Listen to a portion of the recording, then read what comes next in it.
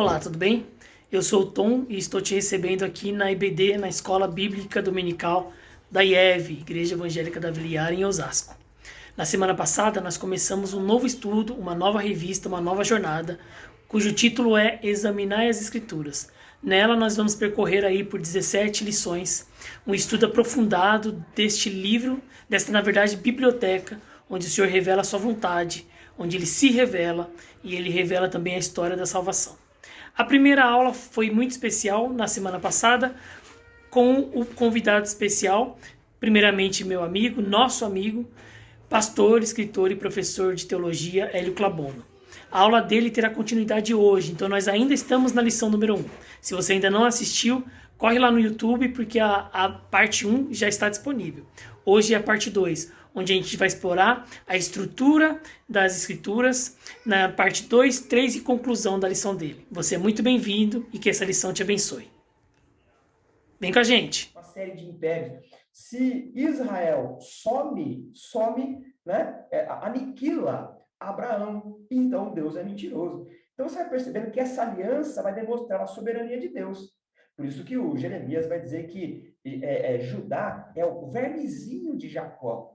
Por quê? Apareceu serpentes, né? Os leviatãs, como Babilônia, Assíria, e poderia tragar a Judá, mas porque Deus tem uma aliança, ele conduziu essa aliança e ela se cumpriu da maneira que Deus estabeleceu. A possibilidade, a lógica da aliança com Abraão se estabelecer, né, era mínima do ponto de vista humano. Então, no Antigo Testamento, você vê essa aliança da descendência e ela tomando, né, ela sendo protegida e guardada. No Novo Testamento, diz respeito a quê? A uma nova aliança. Ora, essa nova aliança só foi possível porque Deus preservou a aliança primeira com Abraão, preservou essa nação, e dessa nação veio Jesus. E agora, então, Jesus vai dizer, esse cálice é símbolo da nova aliança. No Novo Testamento, a nova aliança que Deus fez por meio de Cristo. Então, são dois temas que perpassam, né? O Antigo Testamento conta a história da nação de Israel, enquanto que o Novo conta a história de um único homem. Começa o Antigo Testamento com um único homem, ele tem a proporção de uma nação, e chega num único homem. Agora, então, o Novo Testamento concentra tudo num novo homem, não é? Só que esse novo homem é chamado de o segundo Adão. Então, essa linha, né, Antigo e Novo Testamento, elas são interdependentes.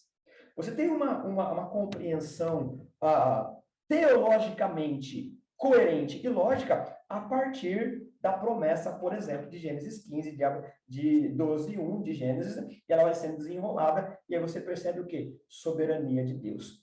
O livro de Daniel, né? O Daniel diz assim, é o Senhor que estabelece os reis conforme os seus propósitos. Bacana. Olha só, o Salvador Jesus Cristo, né? Que é esse homem aí. Israel foi protegido, guardado por Deus para que, por meio dela, enquanto nação, nascesse esse homem. Qual é o desafio, primeiro, para você entender o Antigo Testamento? Israel, na pessoa, por exemplo, né, falando não como uma nação, mas como um clã, você tem o Jacó, né? O Jacó. Você tem uma fome. Se o Jacó morre ali com sua família de fome, não tem Jesus na história, não é isso? O que de antemão Deus fez? Mandou o José para o Egito para ele ser o governador para ter comida. E eles ali formam uma nação, levantam um faraó que, de repente, né, muda a política, quer destruir aquela nação por questões que, do ponto de vista do Egito, não temos problemas com isso aqui. Bacana. O que acontece? Para essa nação ser destruída, Deus humilha os deuses egípcios e manda ele para uma outra terra. Percebe? Você vai lendo o Antigo Testamento e vai percebendo que Deus vai levando essa nação para onde Ele quer, na hora que quer, do jeito que quer, na sua soberania, para que quando chegasse em dado momento, os anjos aparecessem e cantassem glória a Deus nas maiores alturas, paz na terra aos homens a quem Ele quer bem. Por quê? Deus preservou de forma milagrosa, soberana, e veio Jesus. Olha a unidade, né? De Antigo e Novo Testamento. A divisão feita por testamento é a mais comum. São testamentos distintos, né? Novo, Velho e novo, antigo e novo, mas interdependentes. O que é uma interdependência? Um depende do outro. Eles estão organicamente unidos.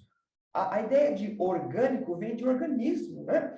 Por exemplo, você está me vendo aí, eu estou mexendo essa mão aqui, não é? A minha mão, ela não é um ser vivo à parte de mim. Você tem um comando da minha cabeça que faz uma parte do meu corpo a mexer. Então, o que é orgânico? A ideia de organismo. A ideia de que um sem o outro é um organismo que sangra, amputado, percebe? Então, quando você une Antigo e Novo Testamento, você tem um organismo saudável para que você tenha a história completa, pelo menos até onde nos é revelado. Ora, essa organização aí, essa organicamente unido, é de tal forma que orgânico, que é impossível falar de um testamento sem falar de outro. O Antigo Testamento inicia uma história, o Novo conclui, percebe? Ó? Início e fim. O Antigo Testamento contém o Novo, e o Novo explica o Velho, percebe? Puxa, estava tudo lá, ele está explicando agora. No Antigo Testamento, aprendemos que a raça humana, né, é pecadora. No Novo Testamento, aprendemos que cada pessoa, aí a minha ênfase aqui, individualmente, pode tornar-se santa. Então, em Adão, todo mundo é pecado, mas a santificação não é por raça, né? Esse povo aqui, não é isso. Agora, essa dinâmica muda. Cada um precisa arrepender dos seus próprios pecados. Tanto no Antigo como no Novo Testamento, o tema central é a pessoa de Cristo. Por quê? Tudo que está sendo trabalhado tem a intenção da encarnação do Verbo, né? É assim que começa o João, né? No princípio era o Verbo estava com Deus, essa coisa toda que a gente conhece aqui. Opa, vamos à nossa dinâmica aqui. O Antigo Testamento prepara o cenário para o nascimento do Messias. O Novo Testamento, né, ele estabelece, fala, ensina sobre o nascimento, vida, morte, ressurreição e a segunda vinda do Messias, que fora apontado, né, que trouxe, né, que acendeu essa esperança no Antigo Testamento. Antigo e Novo Testamento, de novo, a tônica. Somam 66 livros divididos por temas e estilos literários. Porém, contudo, Antigo e Novo formam um único livro chamado Bíblia Sagrada, que narra uma única história, né? Ela é uma história, Deus olhando de cima, Deus que é eterno, ele vê a história pronta. Nós vamos trabalhando, vamos vivendo a história, tem uma parte da história pronta, então a gente compreende um todo como será os desdobramentos, outros ainda que virão, mas tudo a partir daquilo que nós já recebemos. Temos 2 testamentos, mas que são incompletos, isoladamente. Ambos coexistem. De uma forma bem mais dinâmica ainda, né, para a gente cobrir tudo aquilo que foi proposto, Antigo e Novo Testamento é a mais conhecida, a melhor possibilidade de dividir a Bíblia. Quando eu digo dividir aqui, não é separar, né? Não é causar um divórcio, um hiato irreconciliável, não é isso? Dividir, para que você entenda as partes, você junta de novo, né? Imagine só, você tem a Bíblia, você divide em 2 partes, didaticamente. Depois que entendeu uma parte e outra, você junta para entender o todo. Então, quando eu digo dividir ou está dividido, não é uma ruptura irreconciliável, é uma ideia, uma proposta didática para você entender partes menores para juntar o todo e compreender melhor. Então, por isso, você tem outras possibilidades, conforme a tua experiência, a tua capacidade, você pode montar outras possibilidades. Eu vou colocar aqui de forma bem ligeira 2 ou 3. Por exemplo, você pode fazer uma divisão sobre a ótica do drama da redenção. Imagine um drama, um teatro, uma novela, né? Vamos lá, o que é um drama, né? A dramatização. A Bíblia toda você pode compreender como uma dramatização. Os capítulos 1 ao 11, você tem a introdução. É como se você fosse num teatro e antes que as cortinas se abrissem, entrasse um sujeito, uma pessoa, que fizesse uma leitura, né? E aquela leitura vai dar condições de, quando você está ensinando, assistindo a encenação, você entender. Então, imagine só, você está no teatro, né? As cortinas não foram abertas, eu subo no palco, eu não sou um dos atores, mas eu vou ler, ó, o que vocês vão assistir aqui deve ser entendido a partir disso. No princípio, criou Deus os céus e a terra, e o homem pecou, e Deus prometeu um Salvador. Quando termina no capítulo 11, que é a introdução do drama, as cortinas se abrem. Qual é o primeiro ato? O primeiro ato, você vai ler de Gênesis 12 a Malaquias 4. Como eu disse, você pode quebrar em mais partes, dependendo da sua capacidade, né? Você entender o que está fazendo de forma coerente. Depois, você tem uma coisa que é um intervalo, né? Um descanso. Você pode estudar o período, nós chamamos de silêncio profético, período interbíblico, o que aconteceu com o Império Medo-Persa, Alexandre o Grande, os Macabeus, o Império Romano se organizando. Quando você entendeu isso, nesse período interbíblico, intervalo, você começa o segundo ato. As cortinas se abrem e você lê Mateus 1 até Judas 1, né? Só tem um capítulo, só a cartinha ali. E aí, qual que é o epílogo? Se alguém entrou falando da introdução, as cortinas se fecham, vem o sujeito de novo e fala o que vai acontecer no final do drama, e ele lê Apocalipse. São métodos, maneiras que você vai, a partir da sua capacidade, do seu repertório, da sua experiência, assistido por alguém mais experiente, você vai dividindo ali. Uma maneira que eu gosto muito, e eu sempre cito, é a divisão sobre a ótica da isenção e a implicação do pecado. Por exemplo, né? Olha só, se você pegar Gênesis 1 e 2, o que você vai ler lá? O mundo sem pecado. Como era o mundo que Deus criou, como eram os animais, como era a razão do homem, a inteligência do homem, a sexualidade, tudo Gênesis 1 e 2. Se você pegar Gênesis 3 até Apocalipse 20, né, o que você tem? Tudo que você considerar é o homem sobre o peso do pecado, é o mundo manchado pelo pecado. Então, nós estamos dentro desse contexto aqui. Então, se você olha para alguém e diz assim, olha como essa pessoa ela tem proporções que me fazem admirá-la, né? Esteticamente. Imagine como seria essa pessoa se ela vivesse lá em Gênesis 3. Você olha uma outra pessoa, como ela é inteligente. Imagine se ela vivesse lá antes de Gênesis 3. Então, você percebe? Tudo que você vive, lê, compara, estuda, de Gênesis 3 a Apocalipse 20, isso inclui você, você está nesse mundo manchado pelo pecado, você entende que a implicabilidade do pecado está aí.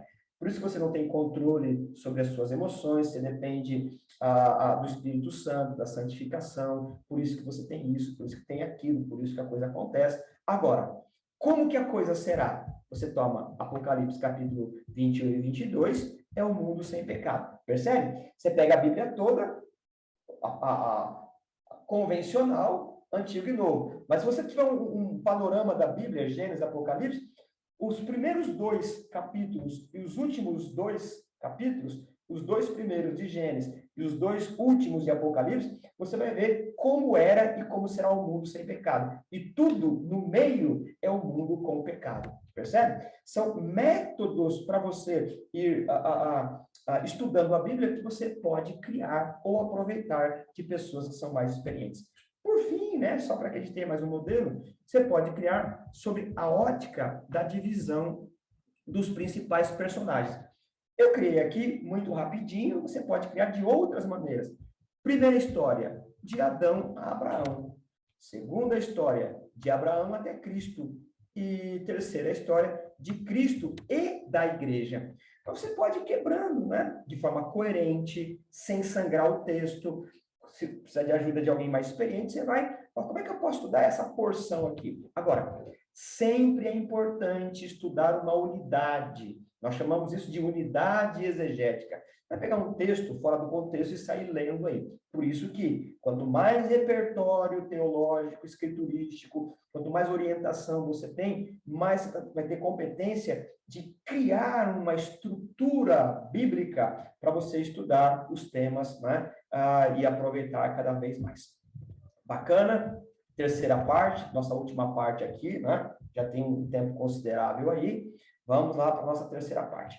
Como eu disse no começo, veracidade é a palavra que aparece na revista de vocês. Por isso aí que eu coloquei barra teologia. Nós temos assuntos que são teológicos. O que é cânon, né? Eu sempre ouço, né? Nós ouvimos. Você liga lá um certo noticiário, jornal, e alguém diz assim, fulano de tal ou fulana de tal, ela está em processo de canonização e ela vai ser aceita ou recebida como santa ou não. Ora, é claro que tem uma outra metodologia, mas dá para ilustrar muito bem aqui. Então, quando a igreja romana, a igreja católica romana, ela tem indicação de que alguém pode ter sido santa, né? Então ela vai admitir, né? Vai beatificar essa pessoa. Então ela faz o quê? Entrevista, pesquisa, junta material. Você tem o tribunal da igreja. Aí alguém diz que recebeu uma graça, um milagre, ela vai ser entrevistada. Então o que é o processo de canonização? O cânon são critérios respeitados, critérios que foram estabelecidos e devem ser respeitados para dar validade em alguma coisa, ok? Vamos entender melhor isso aqui. A palavra cano, né, ela significa vara de medir. Só que isso, para mim, sempre pareceu muito vago. Quer dizer, o que é cano? Vara de medir. Essa é uma tradução literal. O que é cano para mim, né? Aqui, agora, ora, eu tenho uma régua aqui, né? Aqui, ó, vou pegar uma reguinha aqui, ó. Isso aqui é uma vara de medir. Então, o que é cano? É uma régua, é um metro, é uma vara de medir. Você precisa medir uma coisa, você pega uma régua, um metro, estica e fala, tem essa medida. Isso é vara de medir. O cano, como eu já disse aqui, né, ele é usado para a Igreja Católica, entre outras questões, para definir quem de fato é santo, vai ser identificado. Mas você tem, por exemplo, o cânon da filosofia, né? Na filosofia você tem alguns livros que é o cânon da filosofia. E quando você vai traduzir em filosofia, ele é um pouco mais, para mim, pelo menos, mais claro. Eles não dizem vara de medir como a gente acostumou, eles dizem o quê? Critérios da verdade. E aí, quando eu fui comparar uma coisa com a outra, a coisa ficou bem clara para mim. Então, cano, a palavra, né, metro, é concreto, mas não é que você vai pegar uma coisa e vai medir a Bíblia. Ora, é impossível, porque na sua produção original são rolos. Agora, a gente tem isso que a gente chama de livro, mas você também tem o quê? O mundo virtual. Como é que eu meço uma Bíblia aqui? Então, é evidente que a palavra é uma metáfora, né? Ou é usada de forma metafórica. Quais são os critérios para medir a validade, se isso é inspirado ou não? Olha só, vara de medir era uma ferramenta, instrumento, num tamanho convencional. Então, alguém dizia, né, numa convenção, ora, você pode lembrar do côvado, lembra? Isso tem tantos côvados. Côvado é mais ou menos, né, da ponta do cotovelo até a ponta do dedo aqui. Só que você tem pessoas que são maiores, que são menores. O braço de um é maior que o outro. Então, o padrão era o rei. Se o rei era grande, é um côvado grande. Se o rei é pequeno, é um côvado pequeno. Então, você percebe que tamanho, dependendo da cultura, ele é convencionado. Vamos combinar aqui. Então, a gente combinou que para cada centímetro você tem um monte de tracinho aqui que são medidos. Isso é uma convenção. Então, a gente usa essa convenção. Então, a vara de medir era uma ferramenta de tamanho convencionado usado para padronizar ou medir objetos, determinar espaços, calcular distâncias. Nós chamamos de instrumento de medir de metro ou de régua, como eu já disse. No que se refere aos textos bíblicos, o cânon não são os textos que foram medidos por certos tipos de padrões e foram considerados divinamente inspirados, ou seja, preencheram os padrões. Se você não trabalha no departamento de controle de qualidade, pelo menos você sabe o que isso quer dizer. Vamos imaginar que você está numa fábrica, está produzindo, uma indústria, você produz, sei lá, qualquer tipo de produto aí. Então, você é do controle de qualidade. Você recebe lá uma lista, né? E naquela lista tem o checklist. Então, está passando o produto, Qual é o tamanho dele? O tamanho é esse. Ah, passou. Ah, qual a textura? É isso. Passou. A cor? Não está no padrão. Recusado. Então, percebe o que é canonização, o que é critério da verdade? Os textos bíblicos, para que se chegasse à conclusão de que esses que nós temos aqui foram inspirados, ele passou por critérios, né? Não é uma coisa que aconteceu assim. Então, foi elaborada pergunta e foi preenchendo o checklist. Quando ele não preencheu um dado ali, ele foi recusado como espúrio. Vamos ver um pouco mais sobre isso aqui. Dizer que a Bíblia é canonizada, que ela está medida, que ela passou no padrão, que ela preencheu o controle de qualidade, significa que os seus 66 livros possuem, né, dizer que sobre os assuntos doutrinários da fé, possui tudo que é suficiente sobre os assuntos doutrinários da fé cristã, né? O quadradinho aqui, a nossa imagem aqui, tampou a frase ali. Vamos voltar para cá. A Bíblia é um livro que contém todo o assunto necessário para a conduta dos que professam a fé cristã. Então, né, você tem lá os livros, você precisa de uma discussão.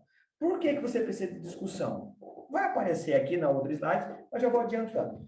No começo, a igreja está em Jerusalém, né? Então, você tem a oralidade e os profetas. Mas, à medida que a igreja foi se espalhando, você precisa registrar o negócio. Não vira aquela brincadeira de telefone sem fio. Eu falo uma coisa aqui, quando alguém chega lá no seu destinatário, já é coisa diferente. E a distância também, não é? Então, você precisa produzir textos para que todos pensem de uma só forma. As cartas foram sendo produzidas para que algum tipo de dificuldade numa certa igreja fosse corrigida por causa da distância. E mal sabia, por exemplo, o Paulo, que quando ele estava corrigindo os irmãos acerca do culto, dos dons da ceia, lá em Corinto, mal ele sabia que aquilo estava sendo padronizado, né? Era modelo para a gente resolver as nossas demandas aqui, né? Então, vamos lá. A escritura sagrada, ela é investida de autoridade divina. Vamos partir desse pressuposto aqui, não é? Então, a gente parte disso aqui, ó. Todos concordamos que ela tem autoridade. Só que você tem muito material, né? Muitas cartas. Por exemplo, 1 Tessalonicenses, 2 Tessalonicenses, Paulo vai dizer que tem alguém escrevendo em nome dele. Ora, tem alguém enganando lá, não sou eu que estou escrevendo. Você precisa determinar, essa é inspirada e essa não é. Para isso, você tem que ter critério, aquilo que nós chamamos de cânon. A Bíblia, ela é a coleção encerrada. Por isso, a gente precisa do cânon. Porque se ela não é uma coleção encerrada, daqui a pouco aparece um monte de maluco aí falando, ó, Deus me deu mais um texto. Aí vai acrescentando. Então, nós entendemos que ela é a coleção acabada, encerrada. Não precisamos de mais nada. Então, é a coleção encerrada dos livros reconhecidamente inspirados pelo Espírito Santo. A Bíblia é um livro infalível para toda boa conduta e para os assuntos fundamentais da doutrina cristã. O processo de canonização. É claro que eu não vou trabalhar uma aula de história aqui, né? Me falta tempo, repertório, competência, é só um resumo aqui. O processo. É muito importante saber que o processo, né? A própria palavra já dá indício. O processo de canonização não foi o esforço humano para dar autoridade aos textos. Então, não foram os participantes, os delegados dos concílios que deram autoridade. Não, eles foram reconhecer uma autoridade que já estava no texto. Porque senão, né, perde toda a credibilidade. Você tem todo ser humano, ele é inclinado a uma preferência. Então, não são os delegados dos concílios, os participantes, que vão dizer, esse é porque eu creio nisso. Não, eles vão trabalhar, estudar, discutir, para descobrir quais possuem autoridade. Okay? Não é o esforço humano para dar autoridade, é para descobrir a autoridade. Então, foi diametralmente o contrário. Foi o esforço humano para reconhecer quais os textos são verdadeiramente inspirados. Isso quer dizer que os livros já eram inspirados e que não foi o ser humano que decidiu tendenciosamente, apenas investigou criteriosamente o assunto.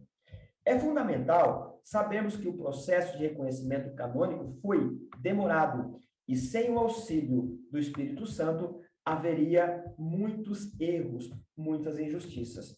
Embora os que participaram foram grandes homens de Deus, bispos, mestres, tinha muita competência teológica, muita competência filosófica, muita competência intelectual, homens de Deus, homens santos de Deus, mas sem o Espírito Santo, eles jamais conseguiriam chegar num consenso.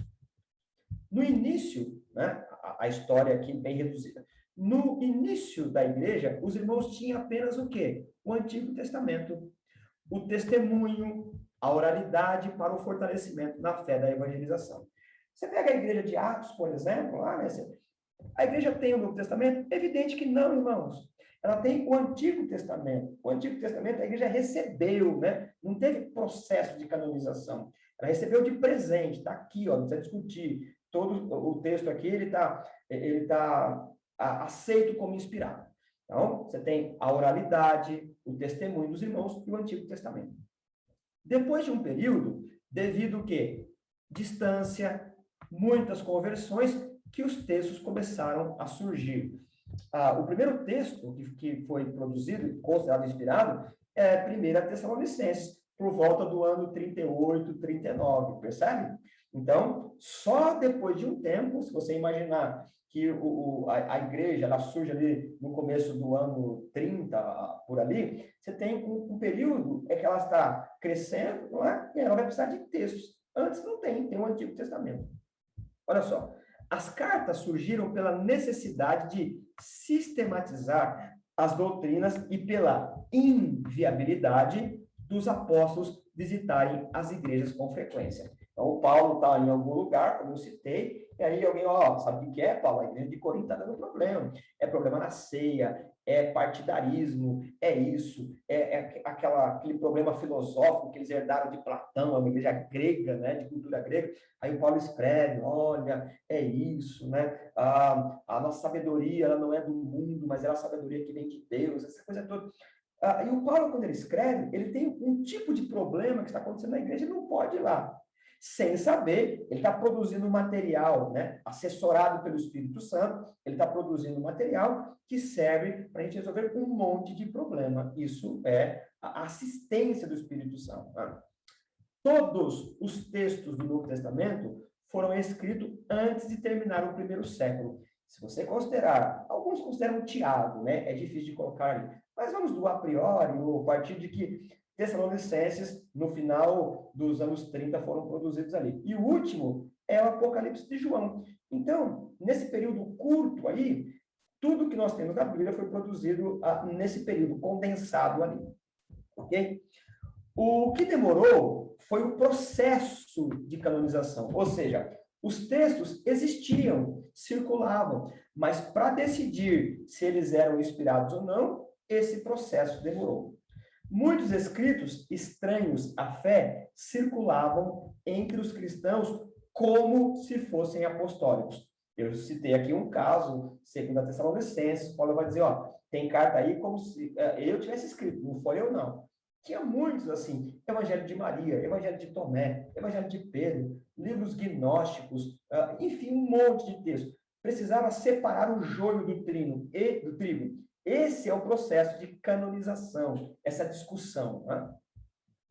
Muitos escritos estranhos à fé circulavam, bacana. Textos gnósticos que negavam a encarnação de Cristo, outros que negavam as duas naturezas do Senhor e outras heresias. Por isso, a necessidade da igreja cuidadosamente definir o cânon. Até o quarto século, duros debates ocorreram. Finalmente, em 397 depois de Cristo, no Concílio de Calcedônia, né, a Igreja reconheceu definitivamente quais os livros inspirados para aceitação, né, divina. Algumas perguntas eram feitas. Vou ler de novo aqui por conta da nossa foto. O nosso videozinho está atrapalhando aqui. Para a aceitação da inspiração divina, algumas perguntas eram feitas. Então, é aqui que ganha, né, a metáfora do cânon, do checklist. Então, imagine só, Qual a pergunta que você fazia? Vamos imaginar que nós estamos no concílio e a gente pega Mateus, que eu abri aqui, né? Então, eu vou falar e vou dizer assim, ó, o texto de Mateus. O texto foi de autoria de um apóstolo ou alguém com relação estreita a um deles? Aí eu vou ter a palavra assim, ó, Mateus, ele foi um texto produzido por um homem que andou com Jesus, ele foi apóstolo, então ele deve estar, né, entre os canônicos. Aí o Wellington, o presbítero Wellington, ele vai se levantar e dizer, não, mas tem tal discussão que pode ser visto. Aí começa a discussão. Depois que resolveu, a gente, checklist, passou. Se não passou, espúrio. Só que ele não é considerado inspirado. Outra pergunta. Esse livro que passou no primeiro item está sendo aceito pelo corpo de Cristo? Ou seja, a igreja lá em Efésios, lá em Éfeso, lá em Corinto, eles usam esse texto? E se está sendo aceito, está trazendo edificação ou confusão? Aí levanta o outro e fala assim, ó, lá onde eu sou pastor, eu sou bispo, esse texto é uma bênção, tem mudado vida, a gente lê, a gente prega. Aí, se todo mundo concorda, se ninguém checou, passou no cano. Só que não é canonizado ainda, ele tem outras discussões. Esse livro contém consistência doutrinária? É ortodoxo? Ele combina com tudo? Ou ele tem alguma coisa que destoa da doutrina, da moral? Se tiver, aí alguém vai argumentar. E se alguém argumentar que tem alguma coisa, ele precisa provar, não é apenas um argumento pelo argumento. O livro tem evidência do uso de valores morais e espirituais elevados que refletem a obra do Espírito Santo? Então, são perguntas que eram feitas para discutir. Isso é o processo de canonização. Então, você percebe que eles não estavam dando autoridade, mas buscando autoridade.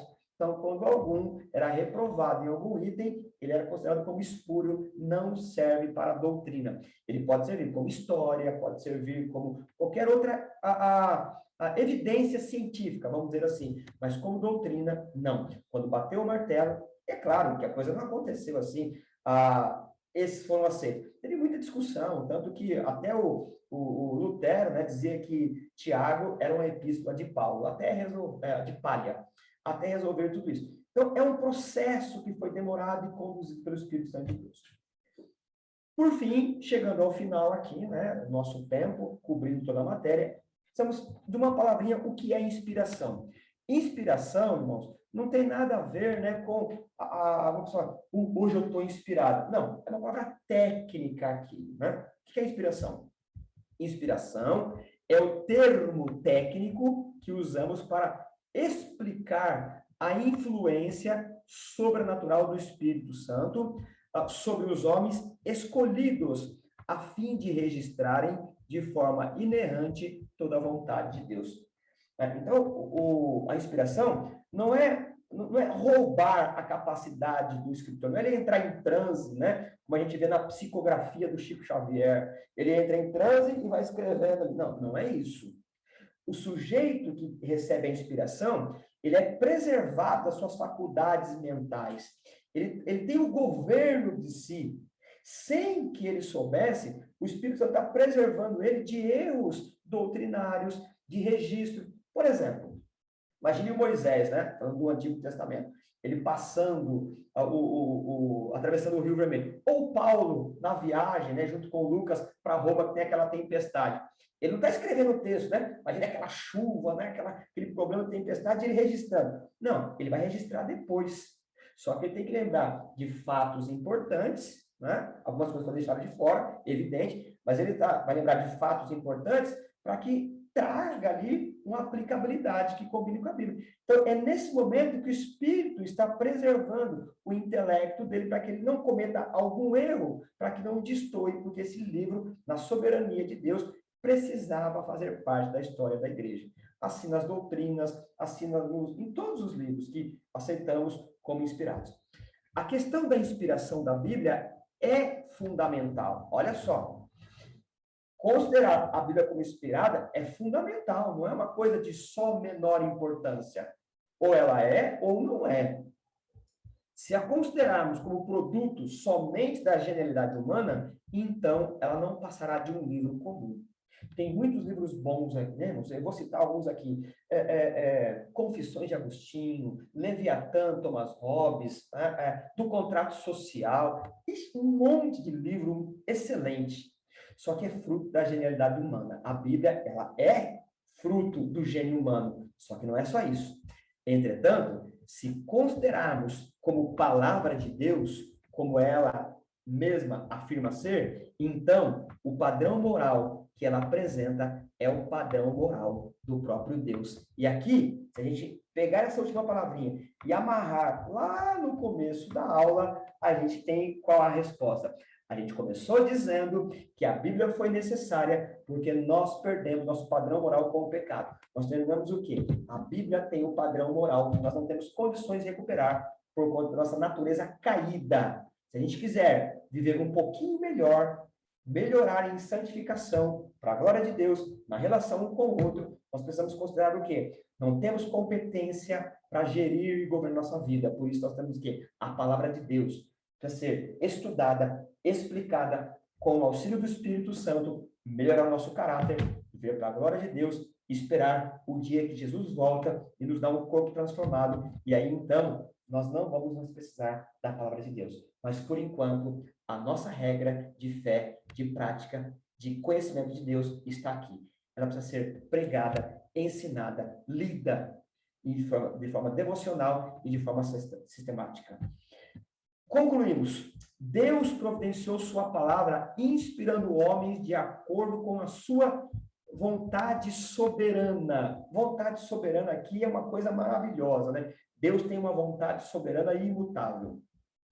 O Agostinho diz assim, né? Deus não quer uma coisa agora para não querer depois. Aquele que quer uma coisa agora e depois deixa de querer, não é eterno. E Deus é eterno. Ele quer uma coisa hoje e para sempre. Então, o que Deus quer está aqui. Através dos séculos, né, Deus permitiu que o texto sagrado fosse traduzido para vários idiomas, junto com a popularização universal da palavra inspirada, veio também diversas formas de ataque. Porém, o próprio Deus a tem preservado para que todas as pessoas conheçam o seu amor, misericórdia e graça. Ter a Bíblia na mão é um milagre. É um presente de Deus, porque ela foi atacada, desacreditada, e muitos a consideraram peça de museu muitas vezes na história. Mas ela continua sendo estudada, continua mudando vida, porque ela é a palavra de Deus. Tanto é a palavra de Deus que nós estamos reunindo aqui, no século XXI, e acreditando que esse texto produzido há pelo menos o último livro, há 2000 anos atrás, tem poder para mudar a minha e a sua vida. Que esse período de estudo sobre a Bíblia seja uma bênção para nós, considerando que nós não temos condições morais e intelectuais para conduzir a nossa vida. O que nós precisamos está aqui, é a palavra de Deus, o presente do amor, da misericórdia e da graça de Deus. Amém? Amém. Muito bem, tá aí. Vamos orar, agradecer ao Senhor, e aí a palavra está de novo com...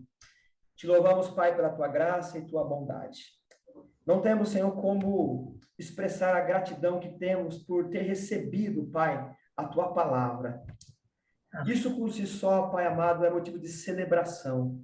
A tua palavra que nos transformou, a tua palavra que tem nos orientado, Pai, e continuará com validade enquanto nós estivermos, Pai, desse lado da eternidade.